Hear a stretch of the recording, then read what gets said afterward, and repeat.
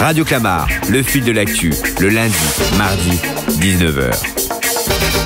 Radio Clamart, le fil de l'actu, bonsoir à tous, nous sommes le lundi 22 octobre 2012, en compagnie comme d'habitude de Garo. Bonsoir Garo. Bonsoir Stéphane, bonsoir tout le monde. Comment vas-tu? À ta gauche pour une fois. À ma gauche pour une fois. Bah, seconde fois, j'étais déjà à ta gauche avec Germain. Tu te mets souvent à ma gauche maintenant. Bon, bah écoute, t'as le droit de changer, c'est bien, Ça tu n'es m'arrive, pas psychorigide. ça m'arrive. Ça va Garo? Oui. Garo qui va nous commenter l'actualité dans la deuxième partie de cette émission, qui va nous parler de Beyrouth. Il s'est passé des choses de Beyrouth, de Damas. À Beyrouth, de Damas.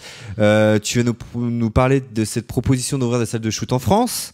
Oui, alors attends. Alors, en France, on appelle ça salle de consommation de drogue. Voilà, au moins les choses sont claires. Et puis on va parler d'Armstrong et le fait qu'on a enlevé tous ces titres-là de Tour de France par l'UCI. Alors pas le musicien. Non, pas le musicien, pas l'astronaute, mais le coureur cycliste de dopé après. Voilà. Dopé, c'est décevant. Précisons parce que l'actualité Armstrongienne a été chaude ces derniers jours. Mais pour commencer cette émission, nous avons le plaisir d'accueillir Régis, qui est magicien. Donc c'est une émission un peu magique. Bonsoir Régis. Bonsoir. Merci d'avoir répondu à notre invitation. Merci de m'accueillir. Donc vous savez, cette émission aussi a pour but de mettre des Clamartois à l'honneur. Régis est Clamartois depuis quelques temps maintenant. A travaillé chez nous au Centre socioculturel du Pavé Blanc sur quelques manifestations, et puis certainement d'autres. Et il me semble intéressant d'échanger un petit peu sur ce milieu qu'on connaît de loin, la magie, ses secrets, et parler un petit peu de tout ça. Donc voilà, merci d'avoir répondu à notre invitation, Régis. Merci à vous. Alors la magie, ça fait combien de temps? Depuis tout petit, on va se tutoyer, ce qu'on se tutoie un petit peu dans la vie. La passion tout jeune? Un petit peu de 6h à 10h. Alors non, en fait, assez tard. Hein, j'ai découvert la magie vers l'âge de 17 ans. Donc c'est relativement tard parce que aujourd'hui il y a des jeunes magiciens qui se forment à 5-6 ans, donc c'est extrêmement tôt. Et moi, c'est au cours d'une soirée, j'ai vu une soirée privée, j'ai vu un magicien réaliser évidemment des tours de magie et ça m'a fasciné. Et le lendemain, je me suis acheté à l'époque une cassette vidéo et je me suis entraîné. Et c'est comme ça que c'est parti. D'accord, donc c'est ton métier, tu es magicien professionnel, enfin artiste du spectacle. Exactement. C'est ça, tu as pris des cours, tu as eu un maître magicien, un Merlin? Alors, en fait, j'ai commencé avec quelqu'un qui était très connu et qui l'est toujours, hein, qui s'appelle Bernard Billis. Oui, qui il passe a fait de la télévision chez les Chabannes à l'époque. Exactement. Et donc j'ai commencé avec lui, mais la magie, ça a un coût au départ et je n'avais pas énormément de moyens. Mais par contre, j'avais une grande envie, donc ensuite, je me suis professionnalisé un petit peu de manière autodidacte. Et puis il y a une école qui est magnifique, c'est l'école de la rue et l'école des restaurants. Et donc on peut être accueilli par des restaurateurs et commencer à travailler de table en table. C'est comme ça qu'on acquiert une première expérience. Et la notoriété vient par la suite. Alors moi, expérience de magie, je pense que comme tous les gamins, ça a été ce fameux pack où tu as, enfin le coffret, où tu as le jeu de cartes, le bâton de magicien, le chapeau, et il devait y avoir encore un petit tissu pour cacher quelque chose. C'est ça, on a tous un petit peu cette boîte-là. Tout le monde l'a eu, cette manette de magie. La plupart des magiciens d'ailleurs disent qu'ils ont découvert la magie grâce à cette boîte. Alors moi je l'ai eu également. Je l'ai conservé quelques temps sous les doigts, mais j'en ai vraiment rien fait. C'est pas ça qui m'a vraiment donné l'envie. Véritablement, le déclic, c'est le mystère, le fait que l'impossible puisse se produire sous les yeux. Ça, c'est quelque chose qui m'a fasciné. Et c'était plus par rapport au fait de reproduire ou de savoir le truc, entre guillemets? Non, c'est pas trop le savoir. C'est disons que l'émotion que l'on vit lorsqu'on est spectateur est tellement forte que moi, l'envie de créer cette émotion, évidemment, était encore plus forte. Et d'ailleurs, ma signature, en quelque sorte, c'est Magic Régis, créateur d'Instant Magique. Voilà, c'est vraiment cette idée d'apporter une émotion forte dans les yeux des gens, des petits comme des plus grands. Quels sont les plus grands magiciens actuellement dans le monde? Il y en a beaucoup. Alors, il y a eu Copperfield pendant un moment. Il y a eu Copperfield. Il l'est toujours. Il l'est toujours. Il fait toujours des shows à Las Vegas. En France, on a Danny Larry qui fait des gros shows de grande illusion, hein, ce qu'on appelle la grande illusion. C'est un coût. Il y a une machinerie derrière. On fait des grandes illusions, qu'on a du budget. Oui, en fait, la grande illusion coûte cher. Alors évidemment, il y a un savoir et un savoir-faire, mais il y a également derrière, évidemment, un matériau. la plupart des illusionnistes qui travaillent sur de la grande illusion commencent par investir dans une grande illusion, et puis une deuxième, puis une troisième, et ensuite ils les stockent dans des grands entrepôts, et ensuite c'est des énormes camions qui prennent les routes et qui partent. Et entre vous, il y a différentes catégories de magiciens. Tu vas parler des illusionnistes. Il y a des gens plus spécialisés, je sais pas, dans le jeu de cartes. Oui, tout à fait. Chaque magicien se spécialise en fait dans un en fait, sort. En fait, il y a plusieurs domaines effectivement en magie. La grande illusion, c'est probablement ce qui est le plus connu aux yeux du grand public. On pense à Houdini, à Robert Houdin, et jusqu'à la fin du 19e, on parlait exclusivement de grande illusion. Et au cours du XXe siècle, une autre approche d'illusion a été créée, qu'on va appeler le close-up. C'est de la magie de proximité. Le premier à avoir travaillé ça s'appelle Dave Vernon. Alors, il est très connu dans le monde des magiciens, beaucoup moins évidemment aux yeux du grand public. Mais la magie de proximité s'est vraiment développée. C'est une magie qui se fait à quelques centimètres des yeux des gens. Et puis là, est en vogue depuis quelques années une autre discipline qu'on appelle le mentalisme. Voilà, on en entend pas mal parler. Voilà, rien à voir avec la série. Je n'ai ni sa coupe de cheveux, ni sa voiture. Mais le mentalisme, c'est la capacité, évidemment, de prédire l'avenir, de faire des prédictions et de jouer, en fait, avec nos esprits. Et tu vas nous faire un petit tour après sur le mentalisme, justement. Ça peut être sympa. Après, à la fin. Mais carrément. Bah oui. Juste, il y a toujours eu de la magie. Enfin, ça vient le Moyen-Âge. On a toujours. Alors, on appelle ça peut-être de la sorcellerie. C'est encore plus vieux. C'est 2000 ans avant Jésus-Christ. Probablement que la magie a commencé en Chine ou en Égypte. En tout cas, là, et effectivement, les premiers magiciens se servaient d'expériences physiques. Mais comme les gens ne connaissaient pas ni la physique ni la chimie, évidemment, le caractère magique apparaissait. Aujourd'hui encore, on se sert énormément de physique, de chimie sur des tours. Alors, les néophytes, évidemment, 95% de la population ne connaissent pas. Quand on s'adresse à des experts, là, on peut se faire piéger parce qu'eux connaissent le secret. Oui, ce qui est décevant, finalement, c'est qu'il y a toujours un truc.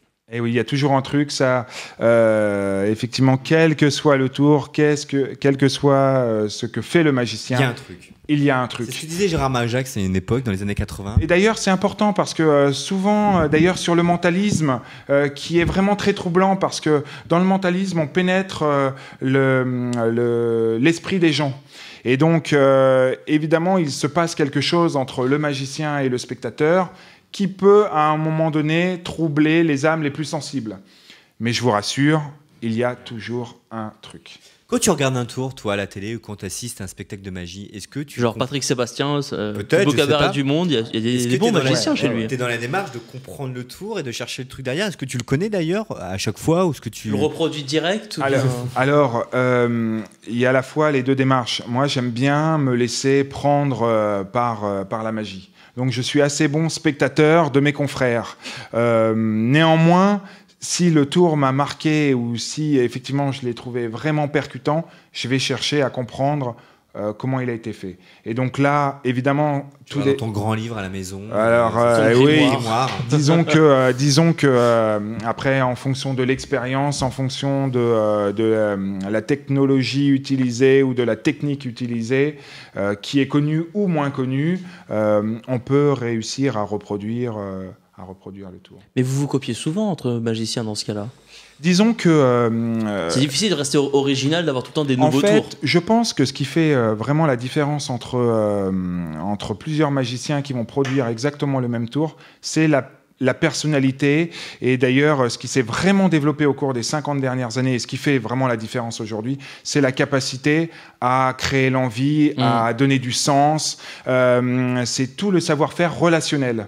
Et souvent, on pense aux magiciens, à l'agilité, à la dextérité, à la technique. Seulement aujourd'hui, la technique n'est pas ou n'est plus l'essentiel. L'essentiel réside dans la capacité à donner envie, à donner un sens à ce qu'on fait. Et c'est là qu'on va faire la différence entre différents magiciens. Il y en a un qui est excellent dans ce domaine, c'est Eric Antoine, je crois. Oui, tout à fait. Qui a à la fois un one-man show à lui tout seul. C'est le grand avec des cheveux fous qui fait 2 mètres de haut. Il y a un autre style de magie d'ailleurs. Il mélange humour et. Il mélange l'humour, mais c'est pile poil dans l'air du temps en fait. Il s'adresse au public et il a des tours. La grande force d'Eric Antoine, c'est qu'il a réussi à faire sur scène ce qu'on fait en close-up. C'est-à-dire que le close-up est vraiment réservé à une magie de proximité. Là, on est, nous trois, en situation de close-up. Et généralement, lorsqu'on monte sur scène, on va plutôt être sur des tours de grande illusion, ce dont on parlait au départ. Lui, Eric Antoine, il a décidé de faire du close-up sur scène. Et c'est ça qui est c'est révolutionnaire pour le métier. C'est révolutionnaire. Et il a marché grâce à ça. Il marche grâce à ça. Et en plus de ça, il a une personnalité... c'est un fou. Quand on le voit. Voilà, et qui est formidable. Et donc, il passe bien en télé, il passe bien en radio. Je ne le connais pas personnellement, mais j'aime beaucoup. Est-ce que les tours sont déposées ? Si tu inventes un tour, est-ce que tu peux protéger ton tour ? Bien sûr, oui, les tours sont déposés. D'ailleurs, là, j'ai amené un tour que je vous ferai peut-être tout à l'heure. Oui. Et j'ai demandé à son créateur, évidemment... l'autorisation pour pouvoir vous le faire. Oui, et d'ailleurs, c'est extrêmement contrôlé. Donc, on le brevette le tour à l'INPI, parce qu'aujourd'hui, le marché n'est pas hexagonal, il est international. On dépose un tour, et dans la semaine qui suit, il peut être vendu en Chine, aux États-Unis, en Russie, partout. Parce que, les tours, en effet, les tours s'achètent. Les tours s'achètent. Tu veux faire on connaît ce fameux tour avec les scies, etc. Je crois que c'est un coût. Ouais. Les tours s'achètent. Alors, il y a des boutiques spécialisées en France et à l'étranger, des boutiques en ligne ou des boutiques physiques. Mais par contre, il faut montrer un peu patte blanche pour les tours, pour l'achat des tours. Pourquoi ? Parce qu'évidemment, on va pas... le commerçant, lui, est lui-même magicien. Donc, il ne va pas vous révéler le secret d'un tour extraordinaire si vous n'avez pas passé les différentes étapes qui vous permettent, effectivement, d'avoir le droit à la révélation du secret. C'est réglementé, en fait. Oui, quand même, parce que le culte du secret est fondamental dans notre milieu. Si demain on révèle l'ensemble des tours, évidemment... Mais il doit y avoir des mercenaires, non Alors, il y a des mercenaires, effectivement. Vous l'avez vu, peut-être qu'il y a une émission qui est passée... Oui, j'allais en parler, une émission qui révélait des tours, qui a été très décriée, d'ailleurs. Très décriée, le magicien masqué. Le magicien est masqué, donc on ne sait pas qui il est. Il révèle énormément de tours de grande illusion. Et parmi les plus beaux tours de Grande Illusion, je ne sais pas si vous avez vu cette émission, j'ai vu quelques elle est magnifique. C'est sur France TV, ça ? Non, mais tu l'as sur Internet d'ailleurs. Tu peux retrouver. Non, elle est passée sur le câble. Et effectivement, je pense que ça ne fait pas forcément du bien aux grands illusionnistes. Et puis ça casse le mythe, parce que de savoir le tour, du coup, d'accord, c'est que ça, finalement. Et ça enlève du coup vraiment de la magie. Ça enlève. Alors, c'est aussi la différence entre la Grande Illusion et la magie de proximité. Parce que la magie de proximité demande, comme je vous le disais tout à l'heure, un contact. Et un contact, ça veut dire qu'il va y avoir un échange de regards, un échange de mots, des paroles entre nous, et qui vont évidemment être aussi importantes que le tour en lui-même. Or, dans la Grande Illusion, comme vous pouvez le voir, généralement, il n'y a pas de paroles. Donc, on est uniquement sur l'aspect visuel, ce qui fait une grande différence.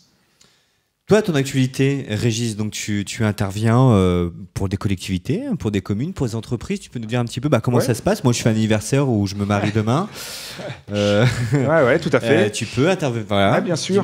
Alors moi, j'interviens.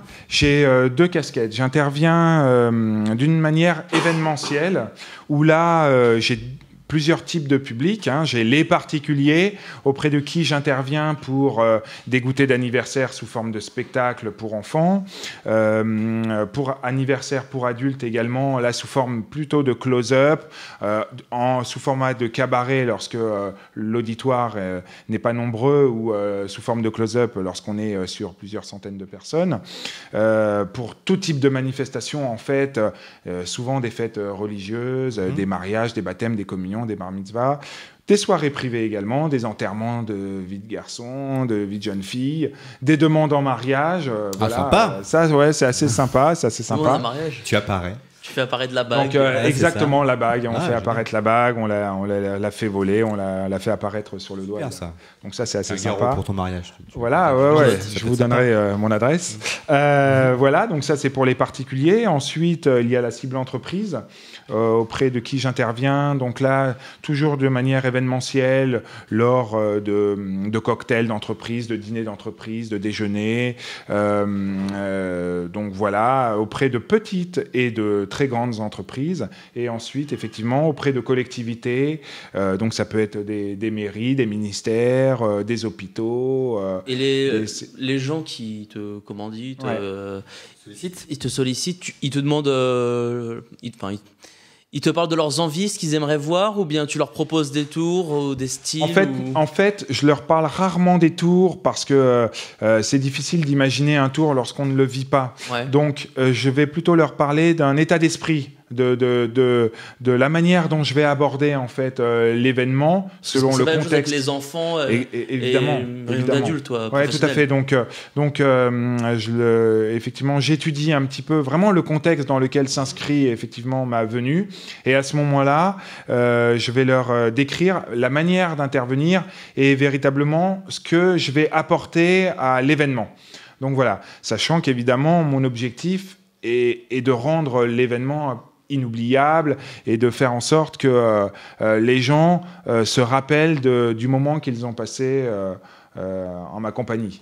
Donc, créateur d'instants magiques. Créateur d'instants magiques. Alors juste une question, mais toute bête peut-être, mais est-ce que pour un magicien, les tours filmés, ça peut gêner dans le fait où le type va passer 1000 heures à analyser chaque image, chaque seconde, ou est-ce que vous essayez au contraire, vous prenez en compte, enfin vous, je parle en tant que tous les magiciens, vous prenez en compte le fait que vous êtes filmé et vous adaptez votre tour par rapport à la caméra pour totalement éviter quoi que ce soit. Oui, tout à fait. Après, disons que c'est le talent du magicien, c'est son expérience également, c'est sa capacité à connaître la caméra et à savoir l'apprivoiser et savoir comment orienter en fait ses gestes, ses regards, qui va faire la différence. Grosso modo, le magicien est responsable de l'émotion qu'il véhicule.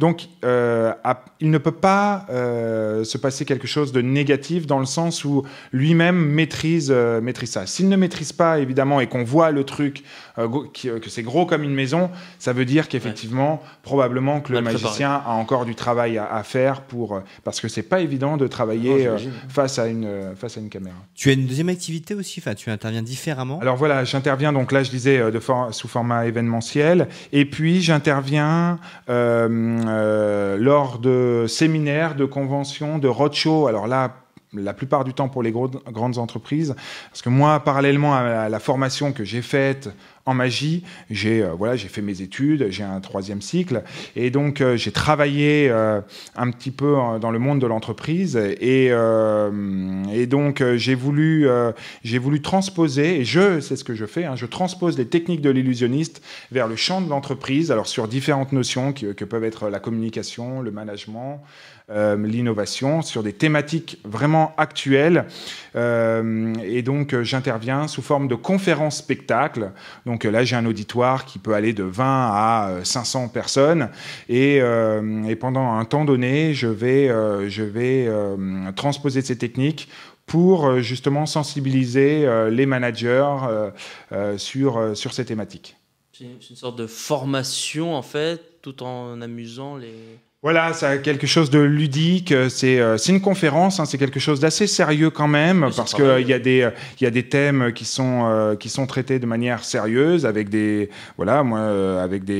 outils scientifiques, des études scientifiques. Mais je les aborde de manière ludique, à travers des expériences sur lesquelles j'invite les gens à réagir.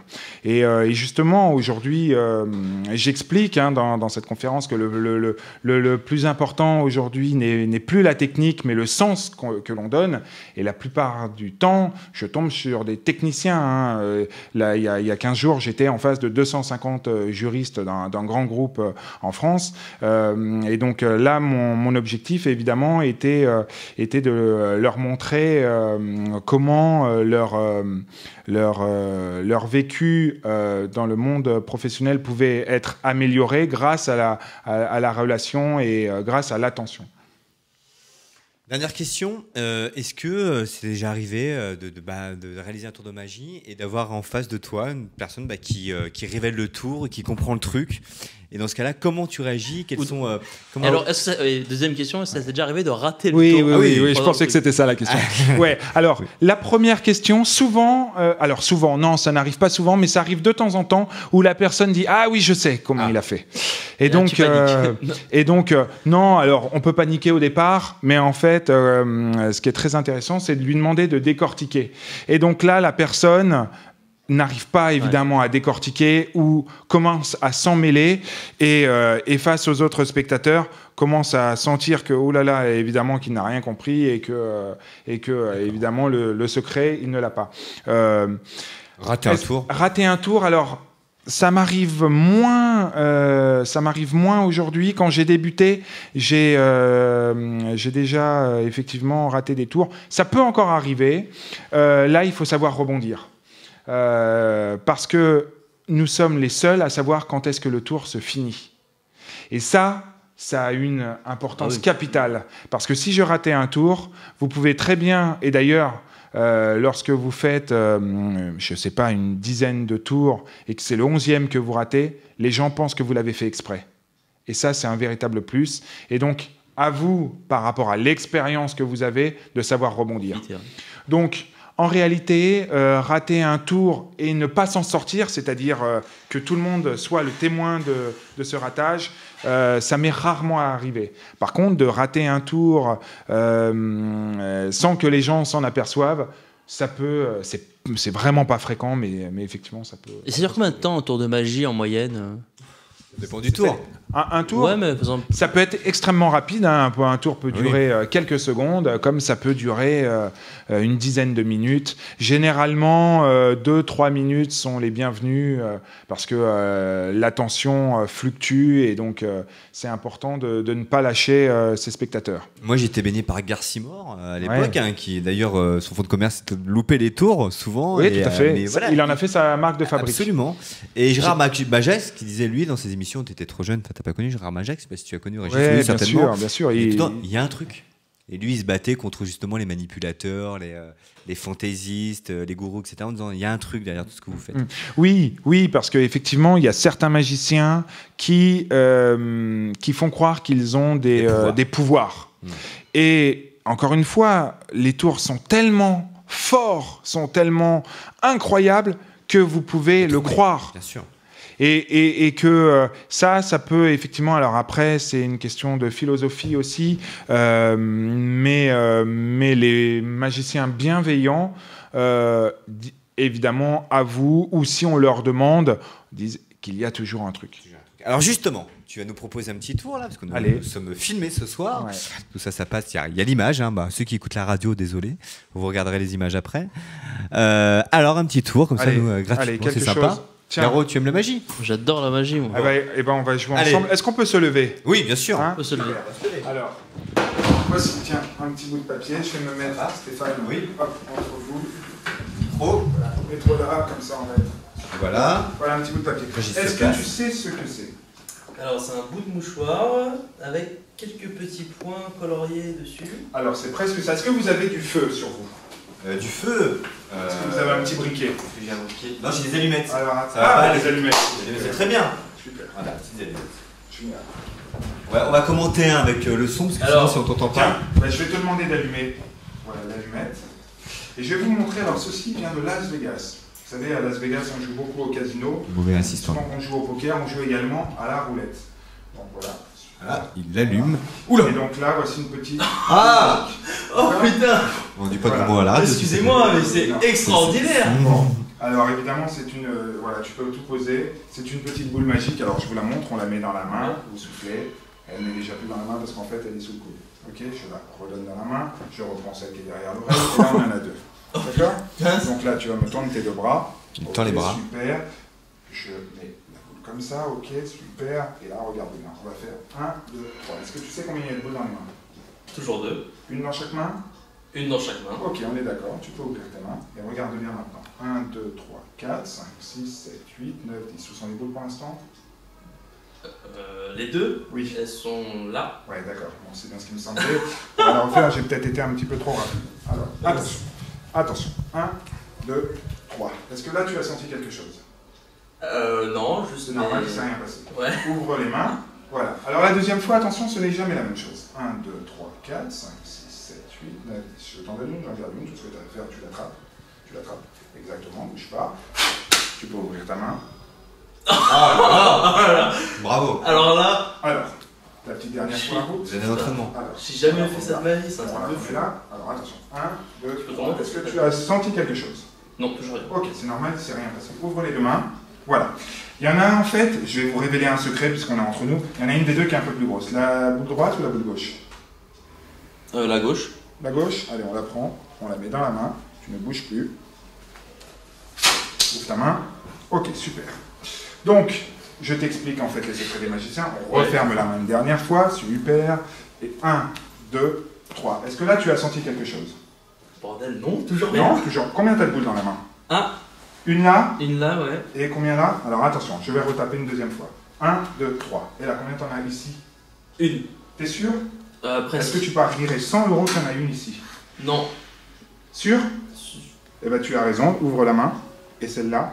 Ok, génial. Mais tu te rappelles tout à l'heure que je t'ai dit que tu n'en avais pas deux, tu en as trois. Regarde bien. Je te mets celle-là dans la main. Je mets celle-là. Ouvre ta main. 2. Pourquoi? Parce qu'en fait, celle-là, elle se dédouble. Voilà. D'accord. Bon, on finit très rapidement. On en a une qu'on met dans la poche, une qu'on met dans la main, une dans la poche. Combien dans la main pour l'instant? Une. Attends, on va se concentrer, t'es pas concentré. On va refaire une dans la poche, une dans la main, une dans la poche. Combien dans la main? 3. Tu paries 100 €? Je les ai pas. Dommage. Bon, allez, la dernière pour la route. Regarde bien, je la fais au ralenti pour le spectateur. Une dans la poche, une dans la main, une dans la poche. Tu ne peux plus te tromper. Combien dans la main? Une. Allez, merci mesdames et messieurs. Bravo. Oh là là là là. Allez, j'ai un petit cadeau, Tiens, donne-moi ta... Hop, voilà, regarde, je te donne plusieurs boules. Si tu devines le nombre de boules qu'il y a dans la main, tu repars avec 50 €. Sinon, il y aura un lot de consolation. 5 boules. Allez, tu peux ouvrir. Une boule. Bon, allez, c'est pas grave, le lot de consolation. Voici. Voilà. Tu sais ce que c'est? Par contre, il faut juste que tu m'allumes l'allumette. Voilà, Alors, Stéphane, je suis désolé, j'en ai pas pour toi. Hein. Tu as été choisi aléatoirement. Il a de la chance. Voilà. Et tu as une superbe montre. Ok. Ah, c'est la tienne? C'est la mienne. Bravo. Merci, on peut applaudir. On va alors là... quand même bravo. Bravo. Très bien, j'espère qu'on a toutes les images. Hein. C'était pas évident à la radio, mais au moins ça sera évident à la télé. Énorme. Merci beaucoup. Un petit tour sur le mentalisme, on peut? Allez, pour finir, puis on va se quitter là-dessus. Allez, tiens, j'ai ramené un petit tour de cartes. Bah tiens, Stéphane, on va le faire avec toi. C'est un jeu de cartes américain. Si tu peux parler devant le micro, Régis, ça serait génial. Excuse-moi. Un petit jeu de cartes donc américain, et je vais te demander... Voilà, on le laisse là. Je vais te demander, Stéphane, de penser à une carte dans ton esprit. Alors, évidemment, on ne s'est pas concerté avant, on le dit pour les auditeurs. Souvent, quand je pose cette question, on pense à la dame de cœur, à l'as de cœur, à l'as de pique. C'est des cartes qui, statistiquement, reviennent assez fréquemment. Ça ne veut pas dire que tu n'as pas le droit de penser à celle-là, hein. Ça veut dire que tu peux penser à une autre. C'est une manière de... Ok, Stéphane, est-ce que tu as ta carte en tête? Oui. Très bien. Est-ce que ta carte est la même depuis le début? Oui. Très bien. Je vais te poser simplement 3 questions pour savoir quelle est ta carte. Est-ce que tu es plutôt sport collectif ou sport individuel? Sport collectif. Ok. Tu es plutôt scientifique ou littéraire? Littéraire. Ok. Dernière petite question un peu plus personnelle. Est-ce que tu sais mentir? Oui. Ok, bah j'ai ta carte. Je pense, Stéphane, que ta carte s'appelle Fred. Fred? Excusez-moi. Je vous l'ai dit, la caméra, le jeu est américain. Alors, la spécificité d'un jeu américain, c'est que toutes les cartes sont marquées d'un prénom sur le dos de la carte. D'accord. Quelle était ta carte? L'as de cœur. L'as de cœur. Je l'avais prévenu pourtant. Mesdames et messieurs, qu'est-ce que j'ai dit? Oui, il a dit l'as de cœur au début. Ouais. Quel est le prénom que j'ai donné? Fred. On vérifie? Allons-y. Oui. Alors, je vais me mettre là pour que la caméra voit bien. On a donc Victor, le valet de pique. Je montre. Sylvain, le 6 de pique. Rose, le roi de cœur. David, dame de pique. Adam, Huguette, Hugues, Tristan, Denis, Clara, Nelly, Renaud, Tracy, Diane, Nicolas, Cindy, Dimitri, Valérie, Simone, Steph, Daniel, Denise, Cédric, Quentin, Séverine, Joël. Attendez, on va y aller comme ça va être beaucoup plus simple. On va aller chercher l'as de cœur. Évidemment, elle était à la fin. Qu'est-ce que j'ai dit? Fred. C'est dingue. Vous n'êtes pas concerté? Absolument pas. Vraiment, je le jure, on s'est absolument pas concerté. Merci beaucoup, Régis. C'est impressionnant quand même. C'est vrai qu'on est troublé. Là, on est troublé. Là, je veux pas savoir. Ah non, mais je veux pas savoir le truc. Dingue quand même. Bon, tant mieux parce que j'étais à deux doigts de le donner.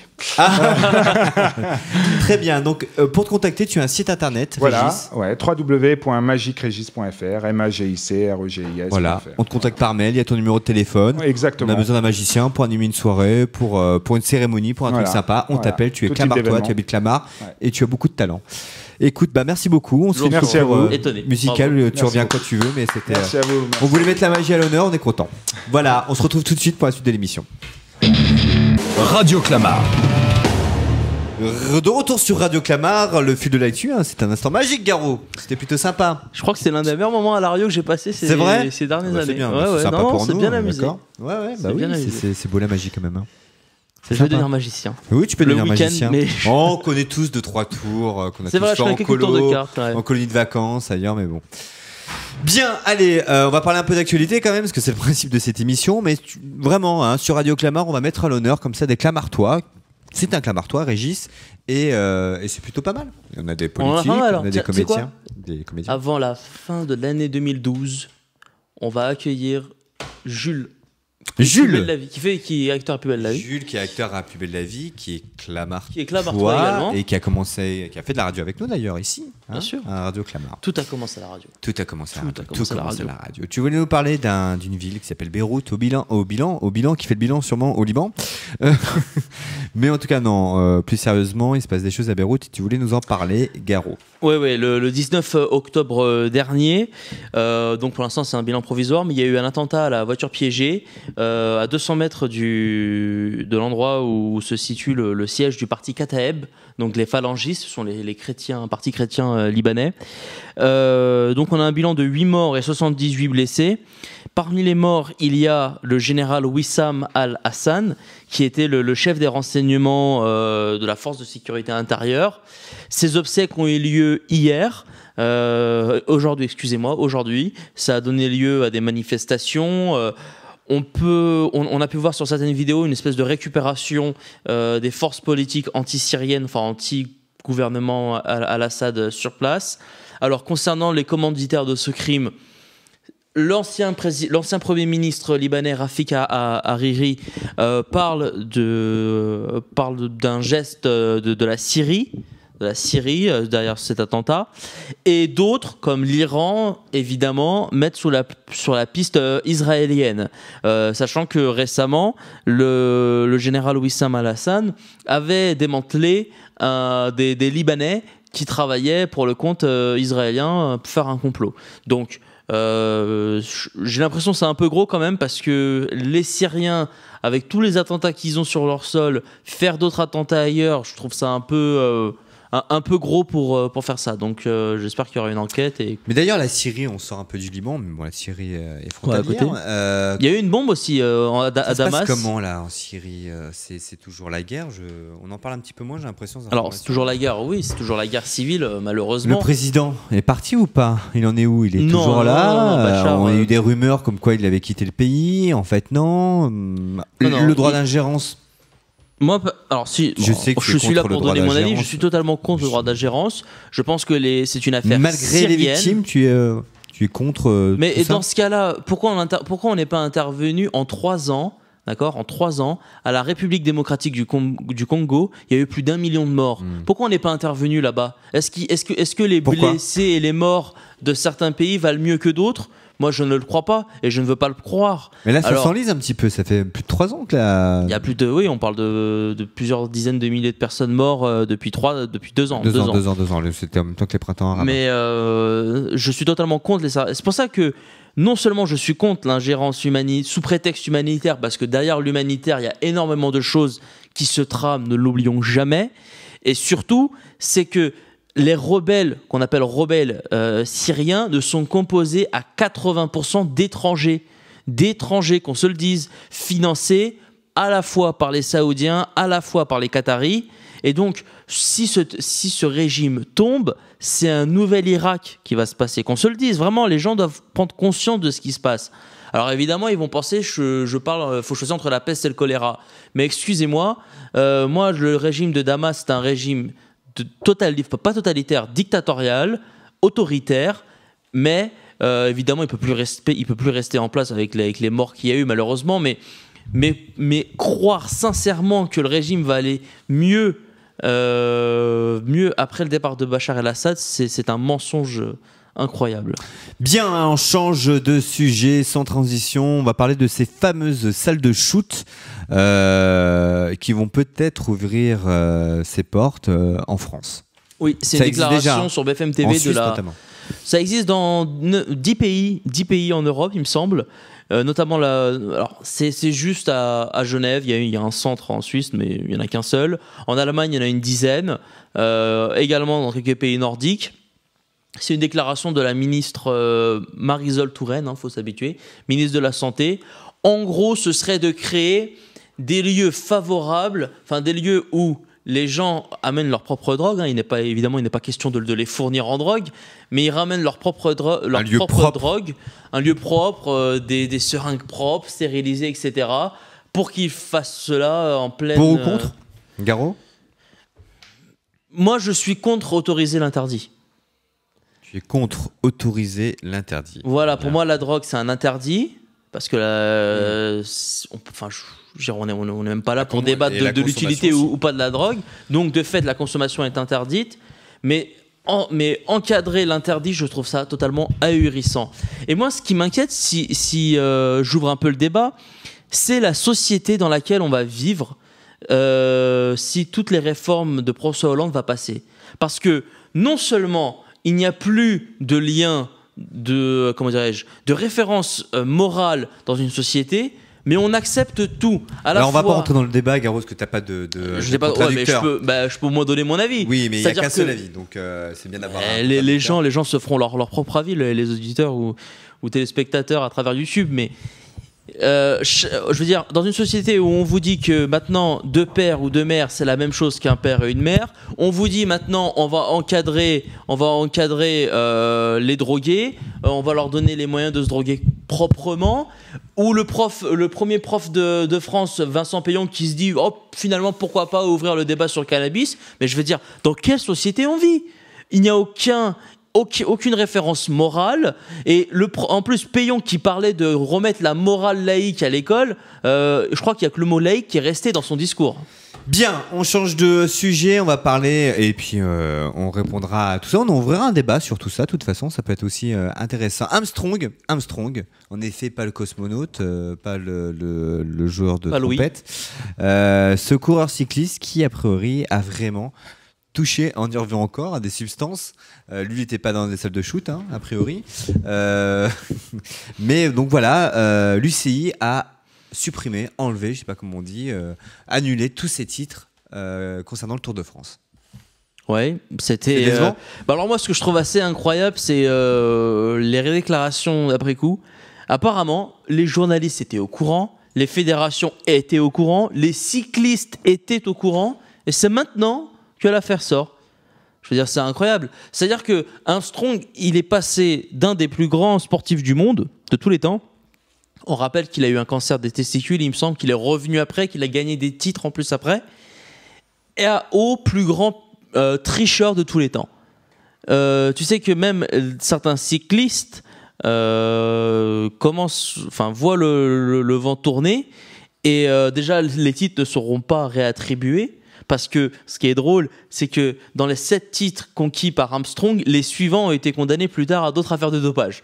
Donc finalement, on ne sait pas à qui donner ce titre. Et moi, je trouve ça tout de même assez triste qu'un sport, un beau sport, qui était extrêmement populaire en France avant la Seconde Guerre mondiale. Je crois que c'était le journal Le Vélo, il me semble, qui était l'un des plus gros tirages de journaux de l'époque. Aujourd'hui, ce sport, malheureusement, il est confronté à la... Il est sali, de plus en plus. Mais il n'y a pas une année où il n'y a pas une affaire de dopage qui ressort. Pourtant, je suis convaincu que c'est le sport où il y a le plus de contrôle de dopage au monde. Alors c'est ça, c'est incroyable. C'est la particularité d'Armstrong, qu'il est passé finalement entre les mailles pendant des années. Et pourtant, il était extrêmement contrôlé. C'est le tribunal qui l'a jugé, qui a déclaré qu'il était à la tête d'une organisation de dopage la plus sophistiquée au monde. D'accord, il connaissait des techniques de... Mais il était au courant de tout, il était au courant à quelle heure il devait passer, il était au courant comment éviter, comment faire pour que son sang ne soit pas contrôlé positif, etc. Il était au courant de toutes les ficelles, et évidemment, la machine et l'argent américain, je veux dire, le sponsor américain derrière a sûrement mis en place toute une machinerie pour éviter que son poulain soit pris dans les mailles du filet. Ça déçoit, c'est décevant, c'est quand même... c'est 7 ans de Tour de France quand même. Ouais, mais en même temps, il y a des sportifs qui nous ont fait plaisir la semaine dernière. L'équipe de France. L'équipe de France, c'est vrai, on n'en a pas parlé, on n'avait pas vibré depuis quelques années. Franchement, l'équipe de France, j'avais dit la France allait perdre 3-0. Oui, mais moi aussi, j'étais complètement. Je crois que ça a subjugué. Maintenant, il faut voir ce qu'on va faire. Il ne faut pas s'enflammer. Non, il ne faut pas s'enflammer, mais il faut surtout voir ce qu'on va faire par rapport à des équipes où on aura le ballon. Et les joueurs ils vont être à 10 derrière et nous on devra tourner autour pour trouver la faille. Mais en tout cas c'est vrai qu'il y avait de l'envie, c'était beau, on n'avait pas envie de zapper, il y avait des actions de jeu toutes les 3 minutes. Ça faisait plaisir de retrouver une équipe de France qu'on avait quittée en 2006. L'équipe de France. C'est vrai, je crois que c'était... J'ai un souvenir de match peut-être contre l'Ukraine à l'Euro qui était pas si mal. Un bout de match contre la Biélorussie lors des qualifications avec Laurent Blanc. Depuis France-Italie en 2006. Il y a eu France-Italie. Alors, c'était Italie-France en 2006. Il y a eu France-Italie au retour au Stade de France. On avait gagné 3-1, je crois, 3-0. Qui était pas mal non plus. Est-ce que c'est la patte Deschamps ? On ne sait pas. Le temps nous le dira. Non, mais n'empêche, Deschamps, c'est quand même un entraîneur, je sais pas comment il fait. C'est-à-dire que on se souvient que lorsqu'il était entraîneur de Marseille l'année dernière en Coupe d'Europe, Marseille perdait 3-0 face à Dortmund, il me semble. Ils ont remonté le score. Je crois qu'ils ont fini par gagner. Il a un discours qui... Il a quelque chose, ouais, peut-être. Un discours mais je crois que c'est ça qui manque, en fait, dans le foot. Ce serait de temps à autre une caméra dans les vestiaires à la mi-temps. Des grands matchs. J'aimerais bien de temps en temps les yeux dans les bleus. Ouais, muscle ton jeu, muscle ton jeu. Mais il n'y a pas que ça. Je veux dire, il y a aussi, je sais pas, j'aimerais bien avoir un autre match, quoi. Ouais, peut-être c'est un concept, mais bon, je crois que... Faut les autorisations. Faut les autorisations. Mais en tout cas, certaines chaînes filment dans les couloirs, etc. Et déjà, c'est intéressant. Moi, ce que je trouve ça drôle, c'est... moi, je trouve ça drôle. Je trouve ça très drôle sur le site de l'INA, l'Institut national de l'audiovisuel. C'est les anciennes émissions de Stade 2. Et tu vois les mecs, les journalistes qui rentrent dans les vestiaires avec le mec à poil derrière, à l'ancienne dans les années 80, mais tu te dis, mais qu'est-ce que c'est que cet univers, quoi. Ça, c'est assez drôle. Bien, on va se quitter. C'était Radio Clamart, là, je sais pas combienième de fil de l'actu. De quoi, depuis 6 ans Depuis 6 ans, je sais pas. On a dépassé les 300 émissions, je pense. Tu penses ? Oui, largement. Oui, facilement. On se retrouve demain, Garo ? Oui, on se retrouve demain pour une autre émission, et certainement avec un autre invité. À demain. Ciao. Radio Clamart, le fil de l'actu, le lundi, mardi, 19h.